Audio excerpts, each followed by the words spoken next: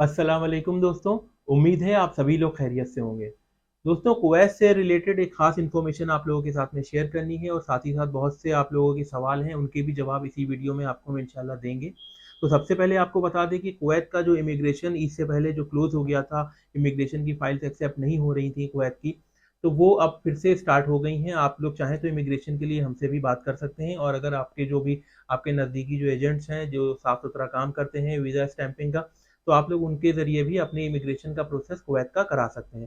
Saudi अरब का immigration अभी भी ओपन नहीं हुआ है। पिछले 2 महीने से सऊदी अरब का इमिग्रेशन क्लोज़ चल रहा है। बहुत से लोग पूछ रहे हैं, बीच में कुछ वक़्त के लिए ओपन भी हुआ था, थोड़ा-सा एक आध कुछ केसेज़ हमारे हुए भी, लेकिन अब फिर से वो सऊदी अरब का इमिग्रेशन बंद चल रहा है, काफ़ी टाइम हो गया है, तो इसके लिए थोड़ा-सा वेट करें। सऊदी अरब का जैसे ही इमिग्रेशन ओपन होगा, हम आपको बता देंगे। उसी तरह से बहरीन के लिए भी कई लोगों ने पूछ रखा है, बहरीन का भी इमिग्रेशन अभी बंद चल रहा है।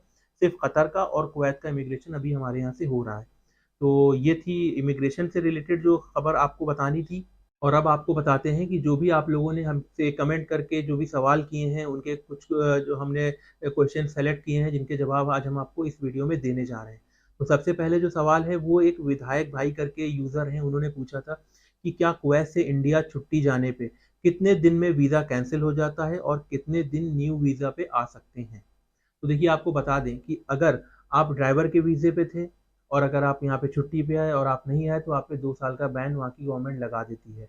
हाँ, अगर आप शून्य वीज़े पे या 18 नंबर वीज़े पे जो होता है, उस पे जाते हैं, किसी और प्रोफ़ेशन में आप जाना चाहें तो आप जा सकते हैं।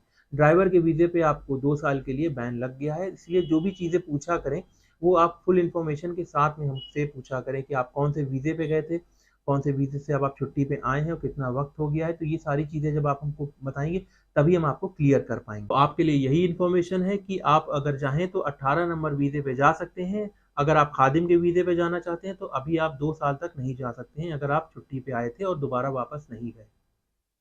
दूसरा सवाल आपके लिए बता दूँ कि आलम मोहम्मद साहब ने पूछा है कि अगर मेरा कुवैत का वीज़ा एक्सपायर हो गया है, तो क्या वो नए वीज़े पे कुवैत जा सकते हैं? तो वो बिल्कुल जा सकते हैं, बशर्ते उन पे भी ऐसा कोई बैन ना लगा हो।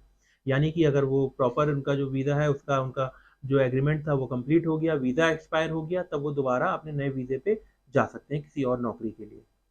अच्छा, एक बलजिंदर सिंह साहब ने पूछा है कि आरटी-पीसीआर टेस्ट कहाँ का चलेगा?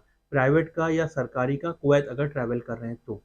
तो आपको बता दें कि देखिए, ये जो आरटी-पीसीआर होता है, ये गवर्नमेंट की जितनी भी अप्रूव्ड जो सेंटर्स हैं, तो उसकी लिस्ट भी आप ऑनलाइन सर्च कर सकते हैं। उसका बारकोड जो आपकी रिपोर्ट पे होता है, वो प्राइवेट वाले ही देते हैं। ये सरकारी वाले जो हैं, ये थोड़ा-सा इनको इशुएंस में प्रॉब्लम होती है और ये एयरपोर्ट पे कभी-कभी प्रॉब्लम आ जाती है इसपे। तो आप कोशिश यही करें कि प्राइवेट में ही आप अपने ये आरटी-पीसीआर की रिपोर्ट टेस्ट कराएँ और इसी की ही रिपोर्ट लेके जाएँ। तो ये हो गया आपका आरटी-पीसीआर का जवाब। अब एक और यूज़र हैं जो दानिश अब्बासी के नाम से हैं, इन्होंने ये पूछा है कि हमें सिर्फ़ उम्रा वीज़ा और इंश्योरेंस चाहिए, क्या ये पॉसिबल है और कितने कॉस्ट में मिलेगा? तो अभी आपको बता दूँ कि इतनी ज़्यादा ओवर रश चल रहा है उम्रे के काम पे, तो आपको अभी जो है सिर्फ़ और सिर्फ़ टिकट और उम्रे की पॉसिबिलिटी नहीं मिल पाएगी किसी भी एजेंट के थ्रू। क्योंकि हम लोगों को जितने भी वहाँ पे पैकेजेज़ जो बुक होते हैं, वो पूरे-पूरे बेड के साथ में होटल की बुकिंग के साथ नहीं होते हैं। तो हम लोगों को वीज़े के इश्यूएंस के साथ में वहाँ की होटल की सारी आइटनरी वगैरह सब देनी पड़ती है, तब वहाँ पे वीज़ा इश्यू हो रहा है। तो अभी आपके लिए पॉसिबल नहीं है कि अगर आप चाहें हमसे कि उम्रे का वीज़ा और टिकट आप हमसे ले लें, तो ये पॉसिबल नहीं है अभी हाल-फिलहाल के लिए। पहले हो जाता था, अभी नहीं पॉसिबल है। एक और किशोर सूथर नाम के एक हमारे सब्सक्राइबर हैं, उन्होंने पूछा है कि कोवैक्सीन वाले कुवैत जा सकते हैं या नहीं? तो ये पिछले वीडियोज़ में भी कई लोगों ने पूछा था, तो आपको बता दूँ कोवैक्सीन अप्रूव्ड हो चुकी है कुवैत में। आप चाहें तो कोवैक्सीन के साथ में आप कुवैत ट्रैवल कर सकते हैं। सोहेल सिद्दीकी साहब पूछ रहे हैं कि please let me know the cost per person for 7 days private उम्रा पैकेज।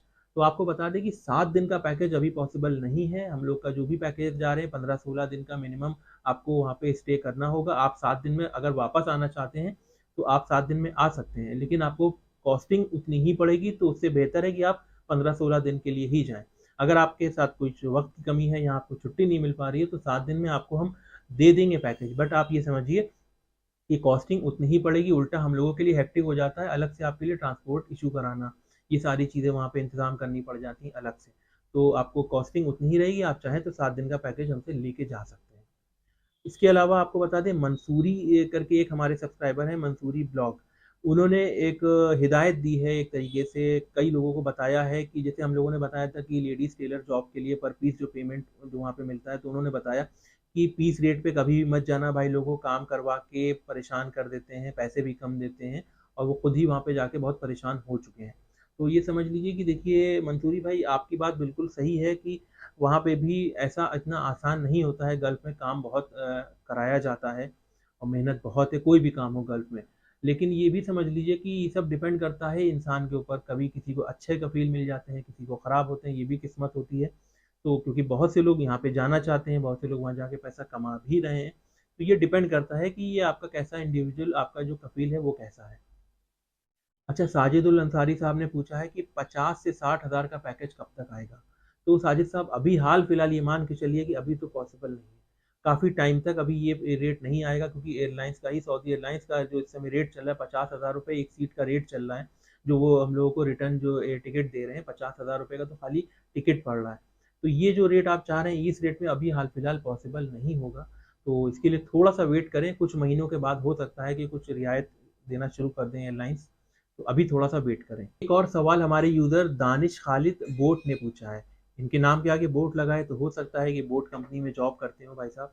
तो दानिश भाई ने पूछा है कि उनकी फ़्लाइट 23 जुलाई को है और वो दोहा से कुवैत और कुवैत से मुंबई आ रहे हैं कनेक्टिंग फ़्लाइट लेके। यानी कि ओमान से वो आ रहे हैं, सॉरी कतर से वो आ रहे हैं इंडिया के लिए वाया कुवैत होके। तो कौन-सी फ़्लाइट की डिटेल्स डालनी होगी अगर वो एयर सुविधा का रजिस्ट्रेशन करना चाह रहे हैं तो। तो देखिए, आपको जो फ़्लाइट की जो डिटेल्स डालनी होगी वो आप अपनी जो दोहा से जो आप फ़्लाइट जो डिपार्ट आपकी कर रही है, उस फ़्लाइट की डिटेल्स आप डालेंगे अपना एयर सुविधा रजिस्ट्रेशन के लिए। कुवैत वाली फ़्लाइट से आपको कोई मतलब नहीं है। आप जो आपकी जो कतर से जो फ़्लाइट आपकी टेक ऑफ कर रही है, उस फ़्लाइट की डिटेल्स आप डालेंगे। तो ये सारे सवाल थे जो बहुत से लोगों ने पूछे थे हमसे कमेंट करके, हम लोगों ने अभी इसीलिए आपको इस तरीके से भी वीडियोस के ज़रिए भी आपको इन सारी चीज़ों की इन्फॉर्मेशन देना स्टार्ट कर दी है। उम्मीद है आप लोगों को काफ़ी अच्छी लगती होगी। इसके अलावा कुछ और भी अपडेट्स होती हैं या क्वेरीज होती हैं, हमसे पूछ लीजिएगा कमेंट सेक्शन में। हम लोग कमेंट करके भी कोशिश करेंगे आपको उसका जवाब देने की। इसके अलावा और कोई नई अपडेट होगी तो ज़रूर आपके साथ शेयर करेंगे। अपना ख्याल रखिएगा, जल्द मिलेंगे नेक्स्ट वीडियो में। अल्लाह हाफ़िज़।